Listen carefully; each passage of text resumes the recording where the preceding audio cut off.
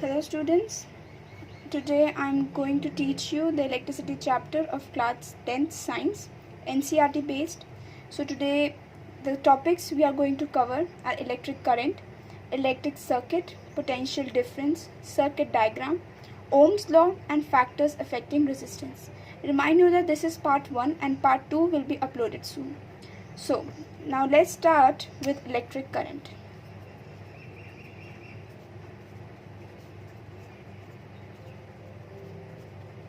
What do you mean by electric current? अब आपने देखा होगा जब हम स्विच ऑन करते हैं तो बल्ब ग्लो करता है, फैन चलता है. तो ये क्यों होता है? क्यों एकदम हम फटाफट जब स्विच ऑन करेंगे तो पूरा जो इलेक्ट्रिसिटी है वो हमारे घर में पूरी पहुंचती है? क्या रीज़न है इसका? The only reason behind is this current. जो करंट हमारे पूरे घर में जो वायर्स में फ्लो करता है करंट, हम बोलते हैं भी कि ज़्यादा पास मत जाओ, करंट लग जाएगा. यही रीज़न है. करंट आखिरकार है क्या? Current is nothing but flow of charges या electrons in a given time. Basically जो चार्जेस है, इलेक्ट्रॉन्स आपने पढ़ा होगा, इलेक्ट्रॉन्स का फ्लो वायर में जो है एक समय में, टाइम बेसिकली हम इसमें सेकेंड्स में यूज़ करते हैं, तो एक समय में जो जितना भी इलेक्ट्रॉन्स फ्लो कर रहे हैं वायर के अंदर, that is only current. Basically जो ये चार्ज है ये पॉजिटिव चार्ज होता है. तो जो चार्ज है वो from positive to negative transfer करता है. तो चार्ज पॉजिटिव से लेकर नेगेटिव में जाता है, तभी करंट की जो मूवमेंट है वो हो पाती है. कोई अगर उसको सोर्स मिलेगा नेगेटिव की तरफ अट्रैक्ट होगा, तभी करंट की जो मूवमेंट है वो हमारी चल पाएगी. तो इलेक्ट्रिक करंट एनसीईआरटी बुक्स में फॉर्मूला भी दे रखा है, I is equal to Q by T, where I is given as current, जो इसकी ऐसा यूनिट मतलब सिंबल है. Q हमारा है चार्ज, क्योंकि फ्लो ऑफ चार्ज है, जैसे लिखा है flow of charges. T is our time, कितना मूवमेंट हो रहा है चार्जेस का in a given amount of time. Charges की ऐसा यूनिट कूलम है, दैट इज C, और टाइम की टाइम हम रिप्रेजेंट करते हैं सेकंड में. करंट की ऐसा यूनिट एम्पियर है, which will be represented as A. So keep in mind that C जो हमारा कूलम है वो कितने इलेक्ट्रॉन्स के बराबर होता है? 1.6 into 10⁻18 electron. This is about the chemical formula which will be present in your NCERT books. Current is equal to charge upon time. दूसरी चीज़ जो definitions में mostly आती है, keep in mind that this electricity chapter is one of the most important chapter for your class 10th syllabus. Plus इसमें आपकी definitions आ सकती हैं. What do you mean by ampere? Ampere का क्या मतलब होता है? तो ampere की definition क्या होगी? 1 ampere is equal to flow of 1 coulomb of charge in 1 second. बस हमने क्या कर दिया, डिफरेंस यही कर दिया, इसमें 1 एम्पेयर लगा दिया. 1 कूलम 1 सेकेंड में कितना मूव करें, तो 1 एम्पेयर 1 करंट का जो मूवमेंट है वो is equal to 1 flow of charge by 1 second. The another thing that should be keep in mind that ammeter is used. Ammeter, what is ammeter? Ammeter is used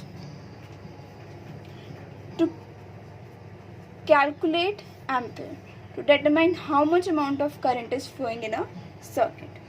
So this is about electric current. हमने जो हमारा first topic था electric current is completed. Now second topic we will discuss about electric circuit. Electric circuit, जैसे हमारे घर में क्या होता है, स्विच हम ऑन करते हैं, की हम ऑन करते हैं, सो there is a some changes जो हमारे बल्ब में ग्लो लाता है, फैन ऑन होता है हमारा, उन सब चीज़ों से. So electric circuit is a connection of wires that are connected from the switch to the source.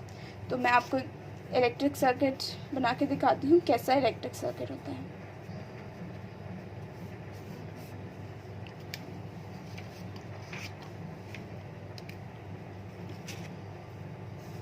ये हमारा बल्ब जो एमीटर से कनेक्टेड है, करंट कि कितना फ्लो कर रहा है वो कनेक्टेड है. ये हमारा की,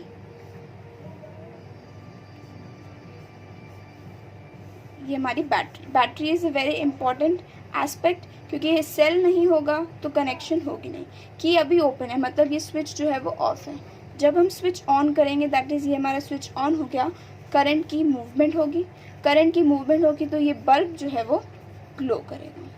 और कितना करंट फ्लो कर रहा है, कितने करंट से ये जो बल्ब ग्लो किया, that will be shown through ammeter.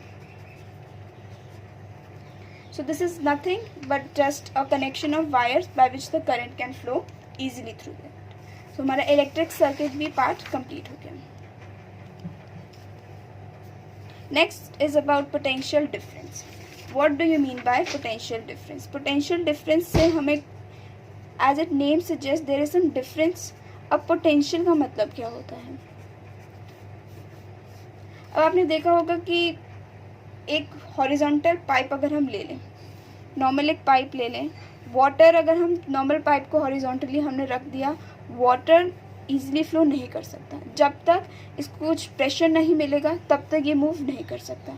और यहाँ पर अगर हम एक टैंक रखें और एक नीचे हम बकेट या कुछ रख दें, तो क्या होगा? अगर टैंक में जो वाटर है वो ओवरफ्लो कर गया, टैंक का जो वाटर है वो बाहर निकल गया, तो ऑफ कोर्स क्या होगा? जो वाटर है वो बकेट में आएगा ही आएगा, तो फिर ये भरने लगेगा।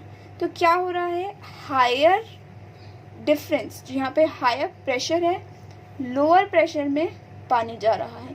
Same goes with current. Current तभी फ्लो करेगा जब एक पॉइंट पर ज़्यादा करंट होगा और एक पॉइंट पे कम, मतलब प्रेशर डिफरेंसेस की वजह से करंट की जो है मूवमेंट होगी। That is only potential difference. So the statement which can be write according to your NCERT books is electric circuit carrying current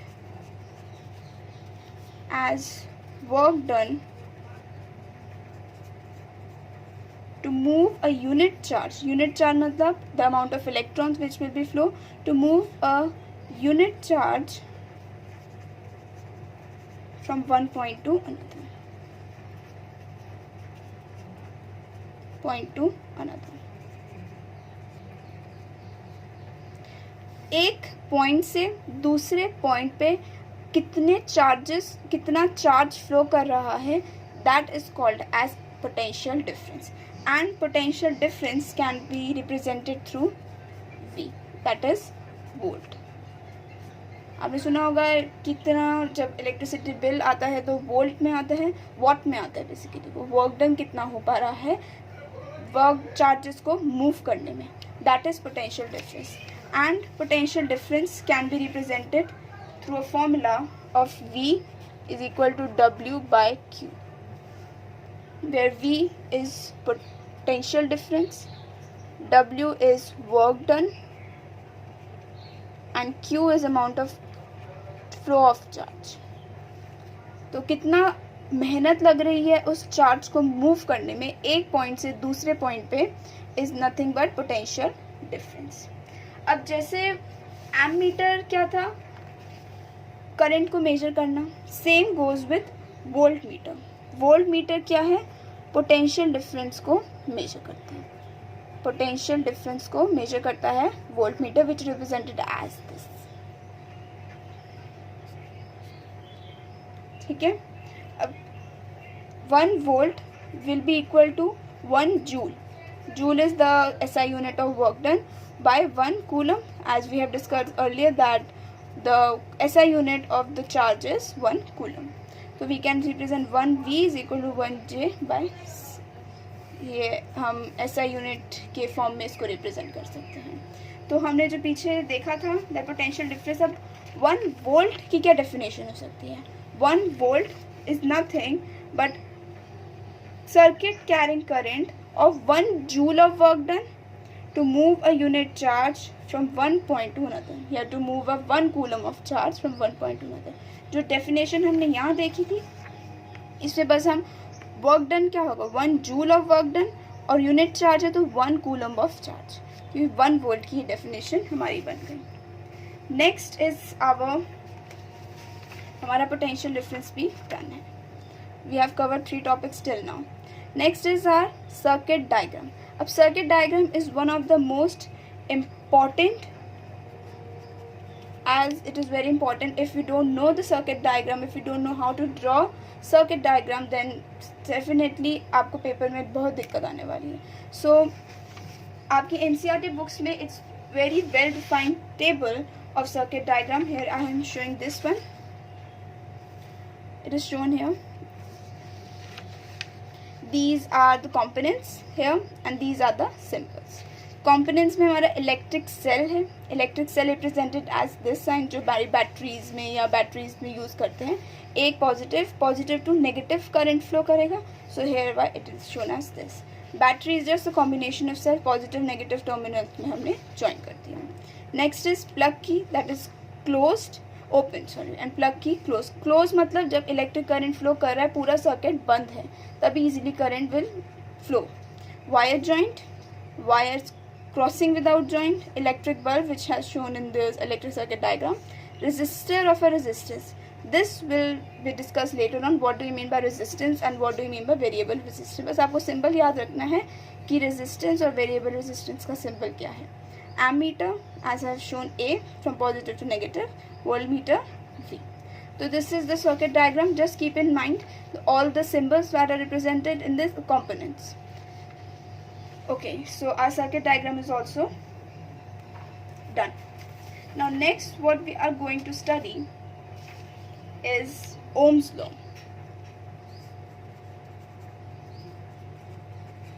Ohm's law is one of the important aspects, क्योंकि mostly schools में पूछा जाता है कि what do you mean by Ohm's law, what is the relationship between them. Ohm's law can be defined as the potential difference between the circuits when the current is going on. मतलब आपको मैं ऐसे easy form में समझा देती हूँ. Ohm's law, V that is potential difference और I that is current का difference है. मतलब जितना ज़्यादा potential difference होगा उतना ही ज़्यादा current flow करेगा.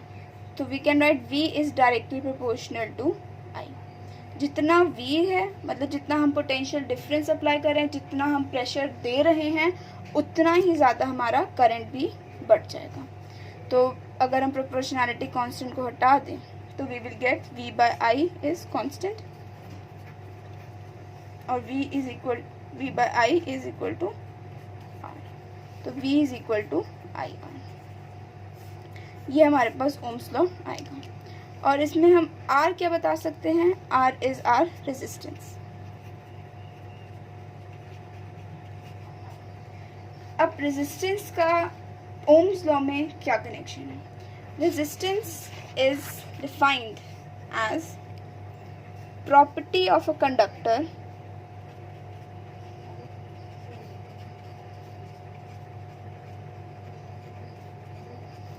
to resist flow of charges.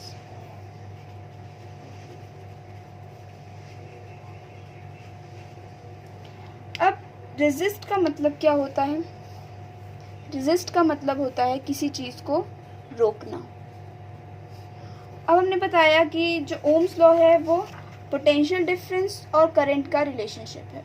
अगर पोटेंशियल डिफरेंस बहुत बढ़ रहा है तो ऑफ कोर्स सी बात है करंट बहुत बढ़ेगा. तो कुछ चीज़ होनी चाहिए ताकि वो करंट को रोक सके. तो that's why resistance comes into the place. Resist मतलब रोकना, फ्लो ऑफ चार्जेस को रोकना. That is called as resistance. मतलब this is the most basic property of a conductor. It have high resistance so that it have low resistance so that current can easily flow in between them, whereas the insulators have high resistance so that current can not easily flow. ये basic property है, the difference है जो conductor और insulators को अलग करता है. Plus जो रेजिस्टेंस की एसआई यूनिट हम रिप्रेजेंट करते हैं वो होती है ओम, जिसे हम ओम ऐसे रिप्रेजेंट करते हैं. This is the SI unit of resistance and we can determine the 1 ohm will be equal to 1 V by 1 A. हमने बताया V बाय I होता है, तो दिस विल बी रिप्रेजेंटेड. अब वेरिएबल रेजिस्टेंस क्या है? मैंने आपको जो सर्किट डायग्राम में दिखाया था, as shown in the circuit diagram here. We have got to know the resistance. Now what does variable resistance or rheostat means? Variable का मतलब क्या हुआ? Variable resistance.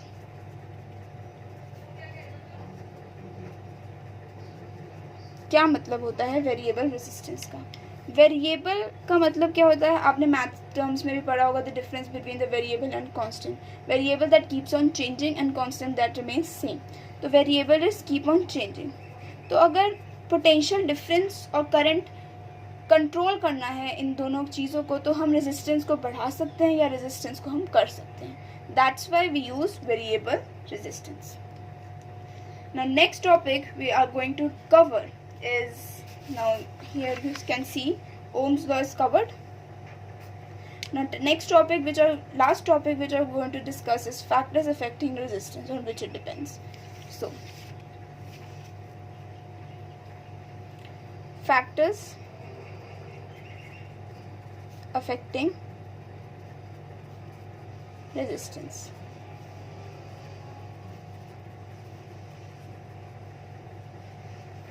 अब इसका क्या मतलब होता है? इस चीज़ से आप क्या समझते हैं कि रेजिस्टेंस किस किस चीज़ों पर डिपेंड होता है? किस किस चीज़ों से रेजिस्टेंस बढ़ सकता है या किस किस चीज़ों से रेजिस्टेंस कम हो सकता है? मतलब फ्लो ऑफ चार्जेस किस किस चीज़ों से बढ़ सकता है या फ्लो ऑफ चार्जेस किस किस चीज़ों से कम हो सकता है जो रेजिस्ट करता है. तो the resistance is basically dependent on 3 factors, that is length of wire,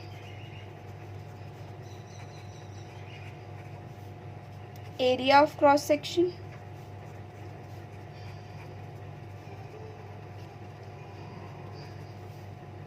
and nature of its material.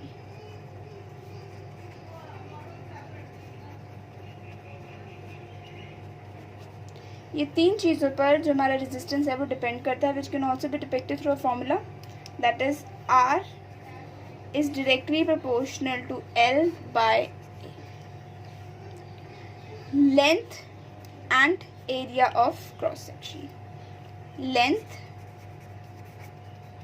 and area of cross section. अगर लेंथ बहुत बड़ी है वायर की तो रेजिस्टेंस ज़्यादा होगा, उतना ही करंट को वो रोक सकता है. एरिया अगर ज़्यादा है तो रेजिस्टेंस कम होगा. This is the inverse relationship of area with resistance and directly relationship between the length and resistance. अब as we know directly proportional का symbol है, so to remove that directly proportional symbol we have to use a constant, which is the constant is this. अब this will be unique for you. अब ये इसका क्या मतलब होता है? This is resistivity.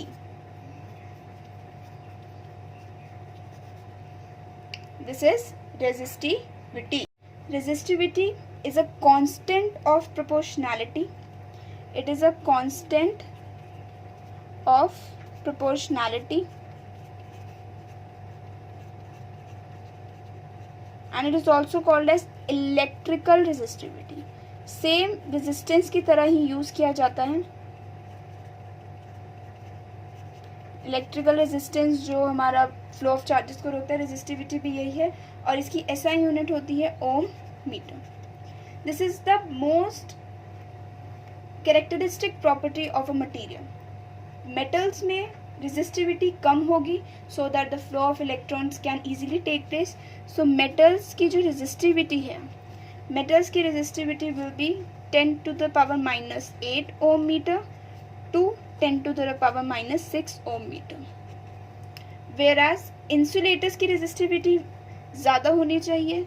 आप खुद सोच सकते हैं क्यों? क्योंकि अगर रेजिस्टिविटी फ्लो ऑफ चार्जेस कम होगा तो उसमें कैरी नहीं कर सकता वो current. That's why insulators are not good conductors, या वो उनमें फ्लो ऑफ चार्जेस नहीं होते बिकॉज ऑफ रेजिस्टिविटी.